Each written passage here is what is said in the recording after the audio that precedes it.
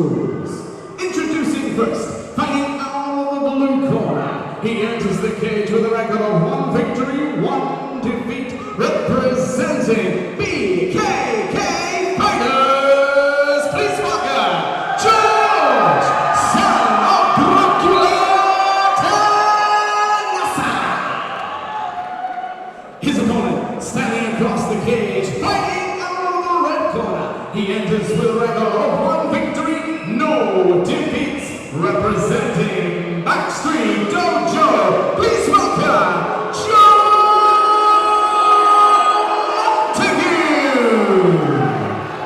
Montague from Backstreet Dojo. George in the blue corner and Joe in the red. This one's sponsored by Royal Endurance. Yeah, so we have Tanasa, the son of Dracula. That's a great nickname. The question is here, will he want blood in this fight? Oh, no, but yeah, I mean, he definitely wants to connect with his kicks and as a strong turning kick.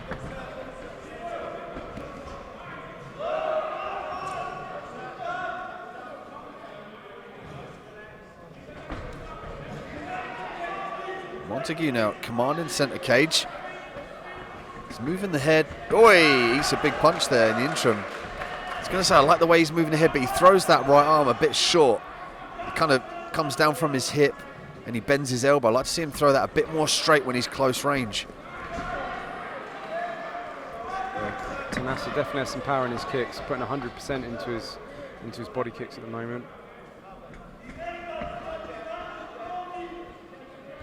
Tanasa changing levels there, faking the shot.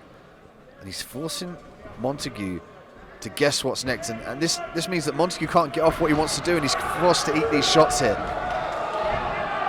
Oh, nice takedown. And guard pass from Tanasa. Tanasa now working this top pressure. And that's interesting. He uses that position to stand up again. Yeah, he wants to stand. He clearly wants to stand.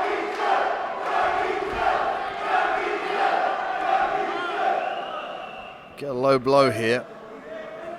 I mean, Tanasa must be really confident in stand-up to actually give up the side control position and just stand up like that.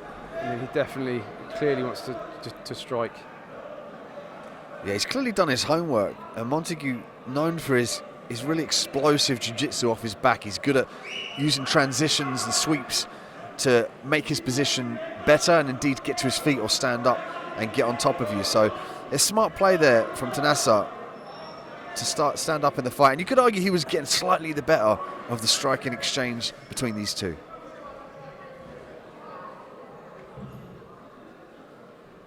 Yeah, Tanasa just taking a moment.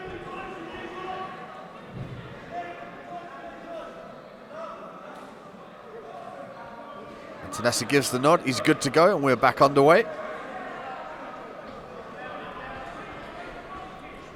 There's the long punches of Tanasa. He's working that lead hand. Wants to set up that power left. Nice, there it is again. Whether it's the power left hand or the power left kick, he's able just to fire those punches. And really turns his hip forward. Does a great job of using his hips to transfer the power up from the ground and through to his fist or his leg.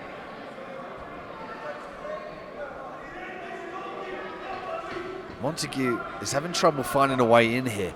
He's forced to bounce out of range for fear of these powerful punches coming back from Tanasa. Yeah, and he came very close to getting caught by some of the punches from Tanasa like that. You know, Tanasa's a very powerful striker, and he's not afraid to put the combinations together when he gets close enough to do so. So Montague's got to be a little bit careful here. Oh, nice. Oh, and again. Montague's eating these left hands up like lunch, but they're going to take effect here. If he eats too many of them, this could start to play a part in these later rounds if it goes that far. Round 2, featherweight action. George Tanasa and Joe Montague. Montague in the blue and grey tight shorts. Tanasa in the black and red tight shorts. Tanasa's fans really chanting, going for it. Atmosphere's definitely turning up. Oh, nice overhand left there. And again, he's landing consistently with that overhand left and the straight left. And could you attribute the drawback of power to the larger gloves? I mean, in these amateur rules, the gloves are 7 or 8 ounces.